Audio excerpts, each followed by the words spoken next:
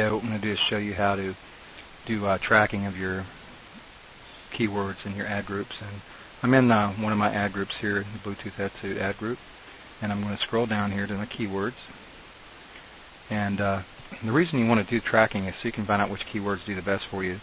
And you also want to make sure that you cloak them from the advertiser so that they can't see which advertising keywords are doing the best for you. So I'm going to show you a right way and a wrong way to do that.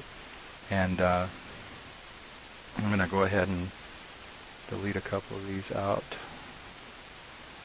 that aren't really applying. And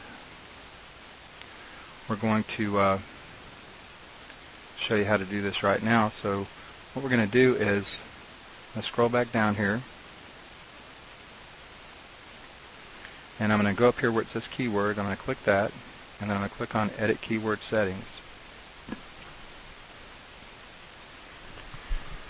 And now it's going to give me all of my keywords here, and once you're in this screen, you can actually even set your cost per clicks for each individual keyword if you like. And the more you get experience with which keywords do the best for you, you'll be able to change these up, and you'll have all kinds of different numbers in there for your CPCs.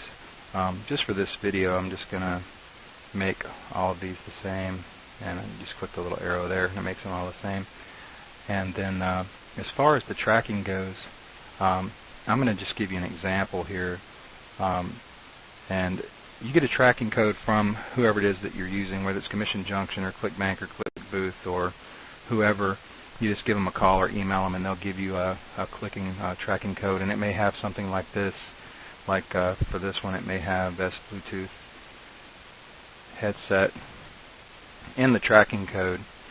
And what I would actually do is, to keep them from seeing it, is change this to like 0.001, and then what I would do is keep track of that by pasting that in a notepad.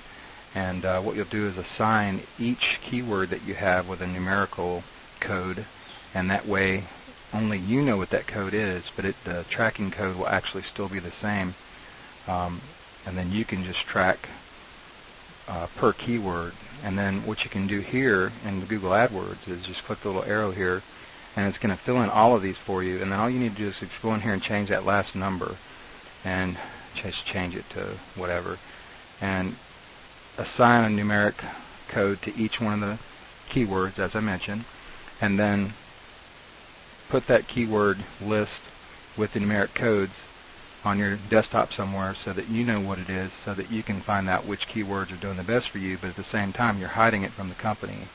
And see, the thing is with tracking your keywords, you're not only wanting to track the keywords for clicking, of course, you're wanting to track and see which keywords get you the most sales, because some keywords will get a lot of click-throughs but not a lot of sales. And by having tracking codes like this, then that way once you go into your accounts, you'll be able to see which keywords are making you sales and which ones aren't. And at the same time, by using a coding system like this, you're actually keeping your competition, which in this case is actually even your CPA network that you may be using, or your affiliate network that you may be using, from seeing what you're doing and from seeing which keywords are the most profitable for you, because you don't want to be competing against them. Now, another thing that the tracking allows you to do is it allows you to weed out the keywords that are performing and the ones that aren't, because obviously if you have keywords that aren't getting any clicks or sales at all, then you can just take those out. If you have keywords that are getting a lot of clicks and no sales, you can take those out. And if you have keywords that are getting a lot of sales, then maybe you can start looking for some similar keywords that would do just as well. So that's the reason why it's so important to track your keywords, because you may have just a slight little variation that might do better, and by getting rid of other keywords that are costing you money, then you can put keywords in there that will make you money. And that's the whole bottom line to doing Google AdWords, is you want to be as proficient at it as possible so that you're not just throwing money out the window, because it can get quite expensive. So tracking is crucial if you're using Google AdWords.